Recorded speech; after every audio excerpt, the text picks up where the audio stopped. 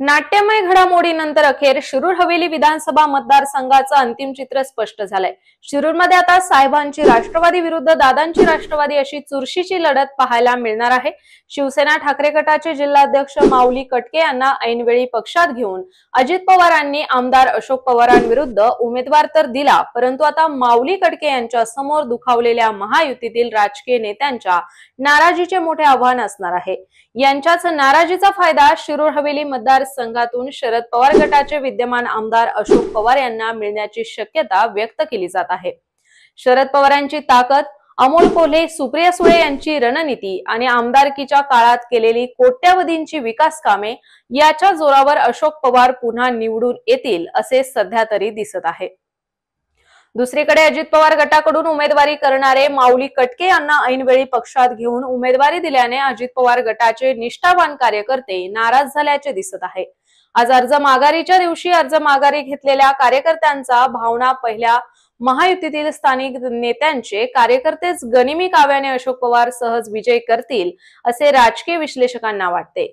शेवटच्या टप्प्यात कसे फिरलेत फासे, अशोक पवारांच्या बाजूने कशी फिरतील सोंगट्या, शिरूर हवेली मतदारसंघात गनिमी कावा कसा घातक ठरेल, या सगळ्या प्रश्नांची उत्तरे शोधण्याचा आमचा हा प्रयत्न। नमस्कार, मी संस्कृती आणि आपण पाहत आहात वास्तव मराठी।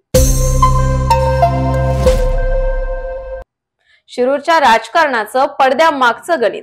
शिरूर हवेली मतदारसंघात अशोक पवार हे राष्ट्रवादीच्या शरद पवार गटाकडून उमेदवार आहेत। महायुतीने शेवटच्या क्षणी शिवसेनेचे जिल्हा प्रमुख माऊली कटके यांना आयात करून ऐनवेळी उमेदवारी दिल्याने महायुतीत बिनसल्याचे आखाडे बांधले गेले। भाजपकडून प्रदीप कंद आणि अजित पवार गटाकडून शांताराम बापू कटके हे या मतदारसंघातून इच्छुक होते, परंतु अजित पवारांनी हट्ट धरल्याने ही जागा त्यांच्या वाट्याला गेली। मात्र तरीही अजितदादांचे कट्टर कार्यकर्ते शांताराम बापूंना बाजूला सारून येथून अचानक माऊली कटकेंना उमेदवारी मिळाली। त्यावेळी अजितदादांनी मोठा गेम केल्याचे बोलले गेले, मात्र हाच गेम त्यांच्यावरच बुमरँग ठरण्याची शक्यता आता व्यक्त होत आहे। अर्ज माघारीच्या दिवशी या मतदारसंघातून भाजपचे नेते आणि जिल्हा बँकेचे संचालक प्रदीप कंद, मनीषा कटके, शिवाजी कदम, प्रकाश जमदडे, सुरेश वाळके, जगदीश पाचरणे, भाऊसाहेब जाधव, पंढरीनाथ गोरडे, शिवाजी कुऱ्हाडे, गणेश दाभाडे आदींसह शेवटपर्यंत हट्टाला पेटलेले शांताराम बापू कटके यांनीही माघार घेतली।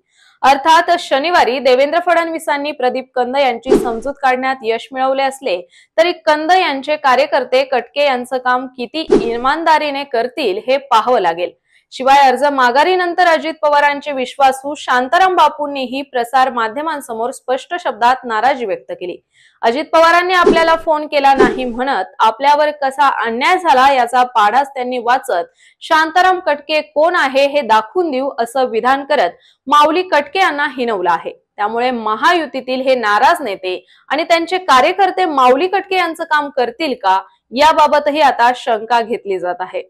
दुसऱ्या बाजूने विचार केला तर आमदार अशोक पवार यांनी लवकर उमेदवारी जाहीर झाल्याने त्यांना प्रचारास चांगला वेळ मिळाला। शिरूर शहर आणि परिसरात प्रचाराचे सूक्ष्म नियोजन करत महाविकास आघाडीच्या कार्यकर्त्यांनी प्रचाराचे 2-3 टप्पे पार केल्याचे दिसत आहे। प्रभागनिहाय प्रचार यंत्रणा राबवून कार्यकर्त्यांची स्वतंत्र पथके सध्या पवार यांचा प्रचार करताना दिसत आहे।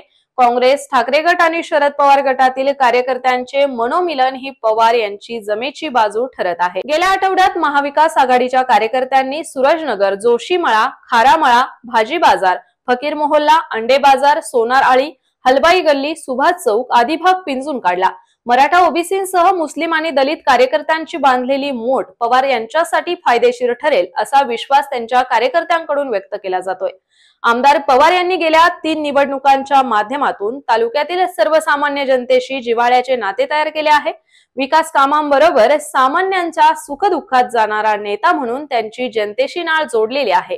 शेवटच्या टप्प्यात शरद पवार, सुप्रिया सुळे आणि खासदार अमोल कोल्हेंच्या मोठ्या सभा या मतदारसंघात होणार असल्याने पवार यांना ही निवडणूक सोपी जाण्याची शक्यता व्यक्त केली जात आहे। नाराजींची आतून मदत आणि शरद पवारांच्या शेवटच्या क्षणी फिरणाऱ्या सोंगट्या पवार यांना बळ देतील असे राजकीय विश्लेषकांना वाटते। सध्या आमदार पवार यांच्या कार्यकर्त्यांकडून आमदारांच्या कामाचे माहिती पत्रके वाटप सुरू आहे। शिरूर मतदारसंघात आणलेल्या कोट्यावधींच्या विकास कामांचे प्रेझेंटेशन या माहिती पत्रकातून करण्यात आले आहे। केवळ विकास कामांच्या जोरावरच आमदार पवार निवडून येतील असे त्यांचे कार्यकर्ते छाती ठोकपणे सांगत आहेत। महायुतीतील नाराजीचा फायदा आमदार अशोक पवार यांना मिळेल का? तुम्हाला काय वाटतं हे आम्हाला कमेंट करून नक्की कळवा। शिवाय व्हिडिओ आवडला असेल तर चॅनलला सबस्क्राइब करून व्हिडिओला लाईक करायला विसरू नका। पुन्हा भेटूया नव्या विषयावर, तोपर्यंत नमस्कार।